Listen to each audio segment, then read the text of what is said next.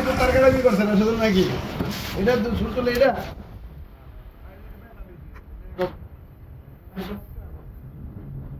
যে তুমি পারিতে হ্যাঁ এই তো চোখ মুখ দিয়ে আগুন হয়ে গেছে হ্যাঁ কালীগঞ্জ যখন আমরা বান্ধিছি তখন মনে হয় চোখ দিয়ে আগুন হয়ে